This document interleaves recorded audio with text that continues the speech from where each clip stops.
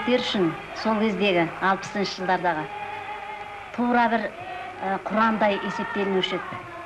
Ол кісінің сырласу вальсі, ол кісінің қайықтасы, ол кісінің арыс жағасында әндері біз үшін бір өмір мектебі іспеттес болды.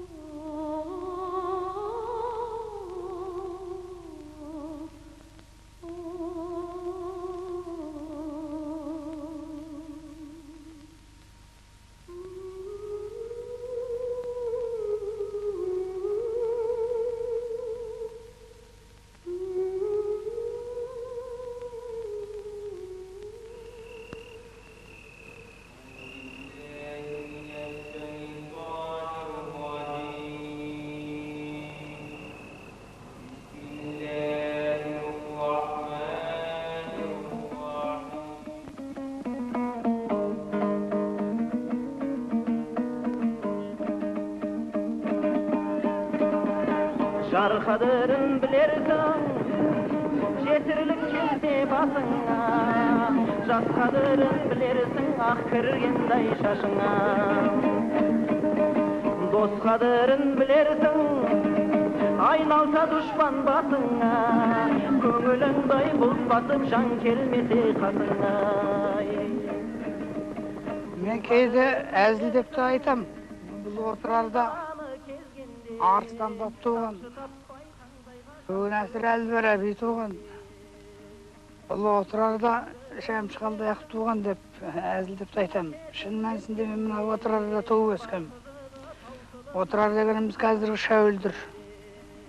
Әкем темірші ұста болған кісі, темір сапқызының несінде әкем бейті жатыр. Әкемді бейт, шешемді бейт өшерді жатыр қазір. Әкем домбырасы күйші болған кісі.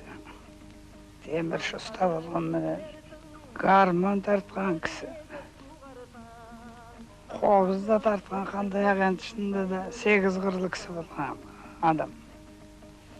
Ақын болған адам, шайыр болған. Шешем әнші болған кісі.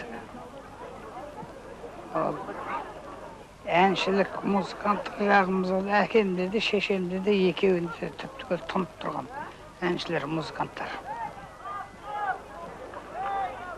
Қабыланбекте өздігі техникум бітірдім, мен жасым келді, әрмеға шақырылды, мен Сақайлинге алып барды.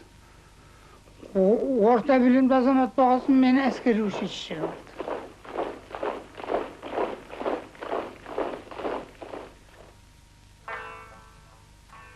Ташкентте музыкальный училищеде оқыдым. О, Ташкент деген ол менің жасты шағымның қаласы.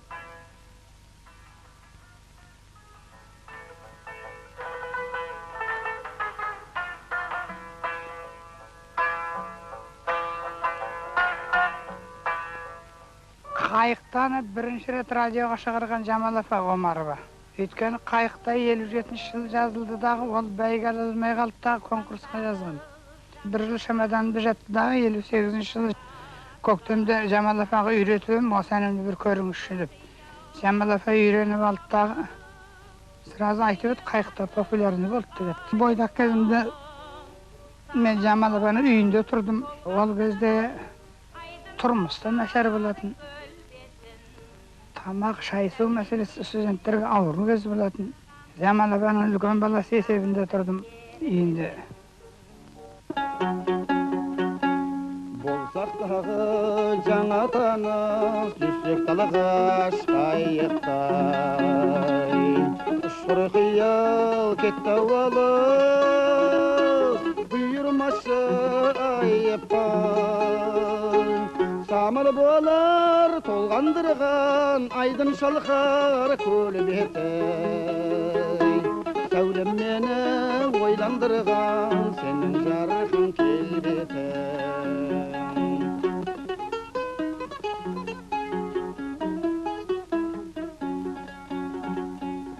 Бір кезде кездерде мен қазақ радиосында музыкалық редактор болып істеген болатын. Сол кезде Мақсұтбек Майшекин дейтін қария кісі ол істейтін еді. Ол қазір марқұм болып кетті. Шәмші екеуміз бір жерде қызмет істеп жатырмыз ғой. Мен бір текст жазайын, сен ән жаз дегенсің мақұл деп мен ән жазғам. Ол әніміздің аты күнде өтемін терезеңнің тұсынан еді. Содан кейін күндердің күнінде маған Шәмші жүп болып тұрсын да мен тағы бір текст жазайын, тағы бір ән жаз дегенсін оғанда мақұл дедім. Сондағы жазған Мақсұт Ақсақалдың текст еді ғой, бәрінен де сен сұлу деген ән. Ол кісі текстін жазып әкеп берді, содан кейін мен әнін шығардым. Оның бірінші рет орындаушысы Майра Жүрсінова деген әнші қыз еді. Сонда Ахмет Жұбанов ағамыз айтқан. Бұл Мағжан Жұмабаев деген атаң болған, кезінде репрессияға ұшырап атылып кеткен. Ол сол кісінің өзінің әйеліне арнап жазған көкте сұлу, айда сұлу, таста сұлу, жерде сұлу, шөпте сұлу, бәрінен де өзім сүйіп ұнатқан, қалқам маған бәрінен де сен сұлу деп қайырып отыратын үлкен поэмасы болатын. Мен сонда білдім Мағжан Жұмабаев деген адамымыздың бар екендігін, болған екендігін.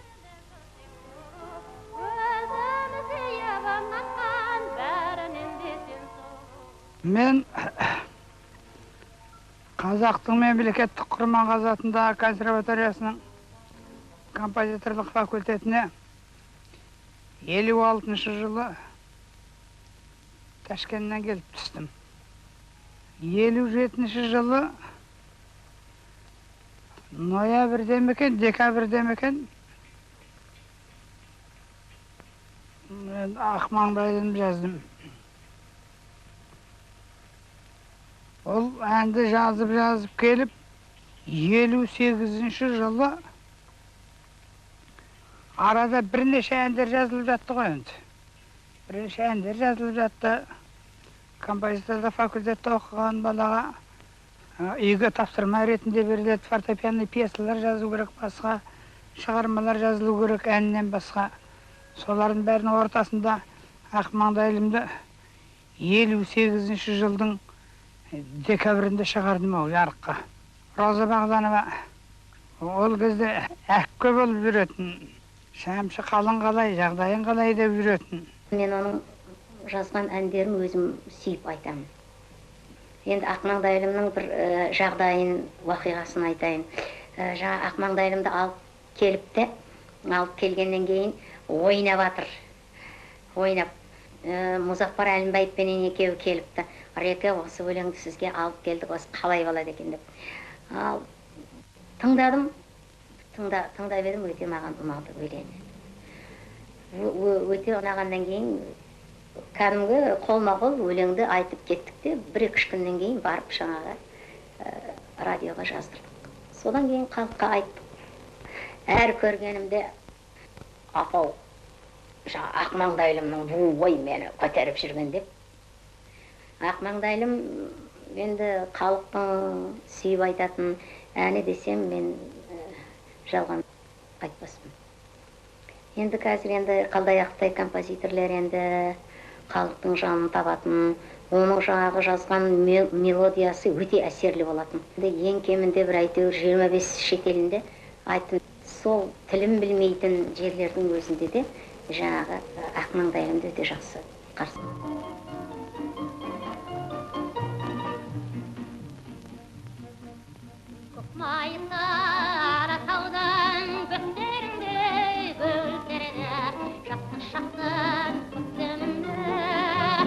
Aldamın armanımday şarkıdım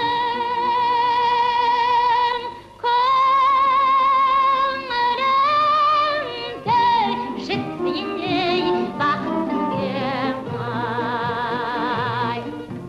Ayardım akmanın akıllı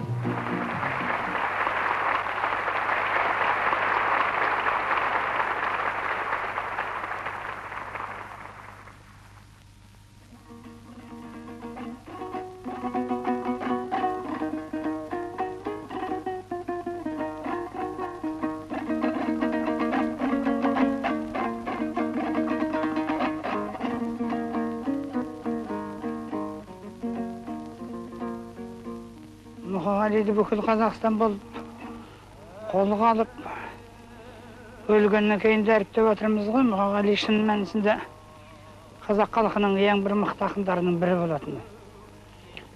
Мұқағали өрісі кең, танысы кең, көкірегі кең, алқымы кең, аумағы кең, оның географиясы кең, сондай кең жоспарлы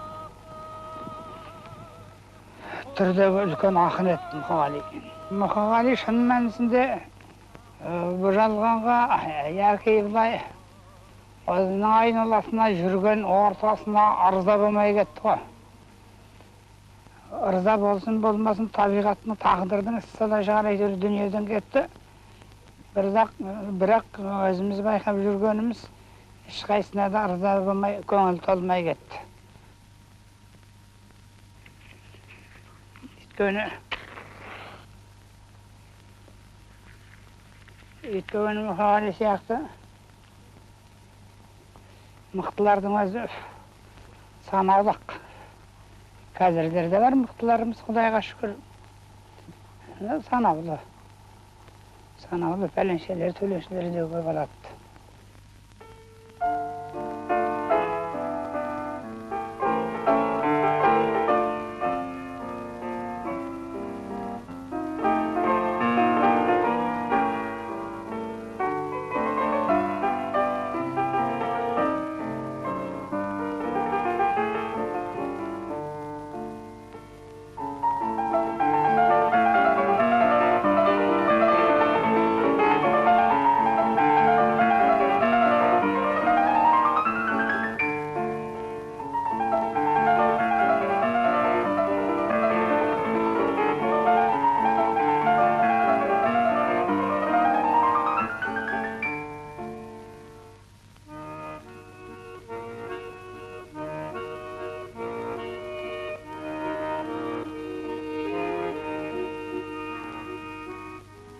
Мен болғанда барда екі ұл бала. Үлкеннің аты Әбілқасым, кішісінің аты Мұхтар. Олардың екеуі де жастайынан 6 жасынан музыкаға оқыған балалар. Біздің үйде 2 пианист, 1 скрипач, 1 композитор, 1 тыңдаушымыз бар. Және Айсұлу деген сұлу керемет кішкентай жұдырықтай қызымыз бар, немереміз бар. Жәмиле болса, кемпірім қазір кемпір болды. Бәрімізді тәрбиелеп, жөнге қойып, балаларды оқытып, бәріміз неткенім бәр. Жәмиленің қолынан келген жұмысы оның барлығы енді.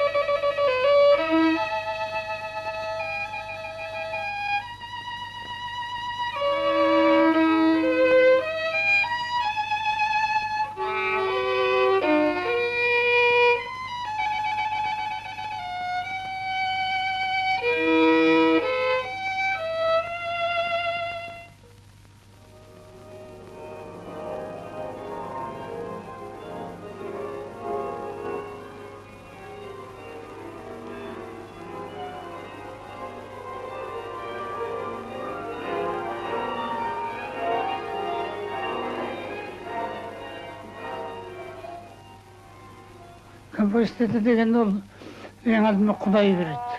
Композиторский деген ол таза табиғи нәрсе оның өзі. Бірақ оны оқып дамыту керек. Композитор болу үшін музыканы көп білу керек. Халық әндерінде, өзің әндерінде, халықтың әндерінде, басқа ұлттың әндерінде көп білу керек. Жалпы біздің халықтың өзі, қазақ халқының өзі лирик халық деп айта аламын. Батыр халық және лирик халық. Жүрегі толған лирика халқымыздың өзі. Сондықтан мен жазған әнде тек қана қыз бенен жігітті айтылып тұрғаныменен ол жалпы сүйіспеншілікті, елге деген бұлақтарымызды, көлдерімізді, теңіздерімізді, тауларымызды, аспанымызды, жерімізді сүйіспеншілікті суреттейді деген әңгіме деп түсінуіміз керек.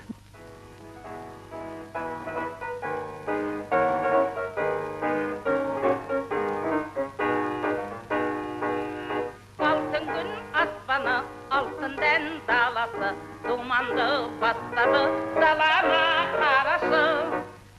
Кеңейген жер деген жерге гүл шықты ғой. 2009 жылдың аяғында менің Қазақстаным деген әнді жазуға тура келді. Оны енді қазір қалай деп түсінуге болатынын болмайтынын мен білмеймін. Кезінде біздің мынау терістіктегі, солтүстіктегі 5 облысымызды целинный край қылып бөліп жатқан болатын. Целинный край қылып бөліп жатқан кезде сосын жұрт шуылдап, бұл қалай орыстар бөліп алайын деп жатыр, мынау солтүстік облыстарымыз деген шу шығып, айқай шығып сөйтіп жатқан болатын. Сол кезде Қазақстан, менің Қазақстаным деген деп жазған ұран әніміз еді. Ол ұран әніміздің сөзін жазған қазір марқұм болып кетті, Жұмекен Нәжімеденов деген жақсы қазақтың талантты ақын еді. Ол Жұмекен екеуміз бірге оқитын едік, ол домбырашы жігіт еді, консерваторияда оқыған. Сенің кеудеңде қазақ деген қаның бар ғой, менің Қазақстаным деген сөз жаз, мен әнін жаздым деп. Сосын Жамал апаға үйреттік, тағы Жамал апа қағып алып, тағы сразу радиоға барып орындады. Радиодағы жігіттерге айтып қойдық, күніне 1-2 рет беріп қойыңдар деп, менің Қазақстанды күніне 1-2 рет беріп қоятын болды. Сөйтіп жүріп, бұлай өзімізше бір патриоттық іс қозғадық қой деп. Жерімізді біз қайтарып.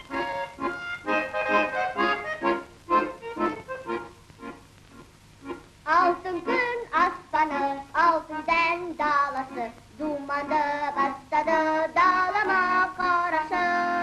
Кеңейген жер деген жергеден шықты ғой, дәнегіп терлеген қалтағым мықты ғой. Менің ерім, гүлім болып, еркемім, жырым болып, төгілемін елім, туған ерім менің Қазақстаным. Сағынды далама, сағынып көлім бар, қараңдар, қараңдар, осындай елім бар. Аңсалған уақытты ел жүрді досындай, біздің ел бақытты, біздің ел осындай. Менің елім, гүлім болып, еркемім, жырым болып, төгілемін елім, туған ерім менің Қазақстаным. Төгілемін елім,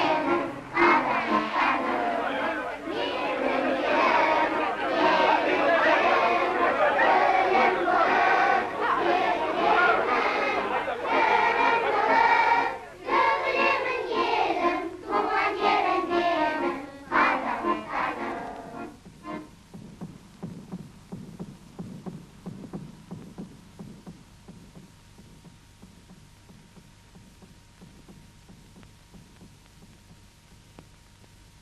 Жас кезіндегі әндері, алғы әндерінің ішінде. Ол кісінің әндерін бір-бірінен бөліп алатын жоқ. Әр әнің өзінше мағынасы бар, әр әннің өзінің сәнді мәнді кездері бар. Сондықтан ол кісінің әнін біз әр ұрпақтарға қалады, көп уақытқа шейін есте болады деп есептейміз. Халық композитор ретінде қазіргі уақытта бізге өнерге үлкен нәр берген композиторымыз Шәмші Қалдаяқов. Ал енді құрметті осы жерде отырған Шәмшіні сүйетін халық, Шәмшінің әнін сүйетін халық, жас балапандар, аталар, ағалар, мінекей Шәмшінің тағы бір тебіренгендегі шығарған әні, бұл ән сыр сұлуы болатын.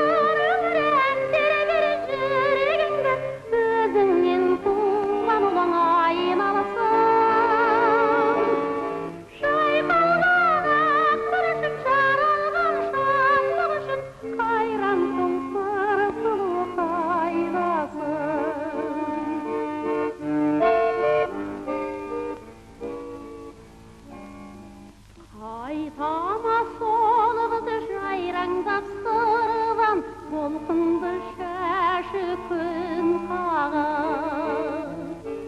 Қалама қарап жағада тұрған, көріштің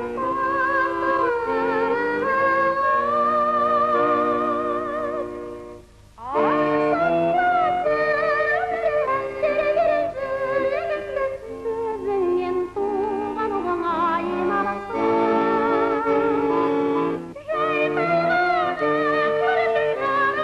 Шаттық үшін қайран соң сыры сұлу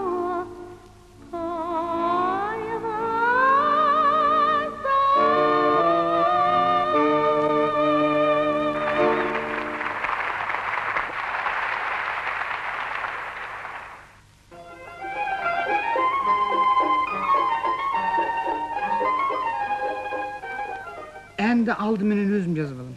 Сосын әннің не деп тұрғанын өзім білемін. Сол әннің не деп тұрғанына деп сөз жазып бер деп, ол әннің өзінің сөзін, характерін келтіре алатын ақын осы пәленше ғой деп, соған өзім заказ беріп жаздырсам. Алдымен әнім мықты қылып алайын деймін да, әнін шығарамын да, содан кейін бар, Тұманбай сен жазып бер деймін, Мұзафар аға сен жазып бер деймін. Нұрсұлтан Әлімқұлов біздің мықты текстовиктеріміз, Мұзафар Әлімбаев, Нұртолла Шәкенов, Қадыр Мырзалиев, Тұманбай Молдағалиев ақындарымыз жазып берденде, шын мәнісінде бұл азаматтар әннің текстін қатырып жазатын шебер азаматтар.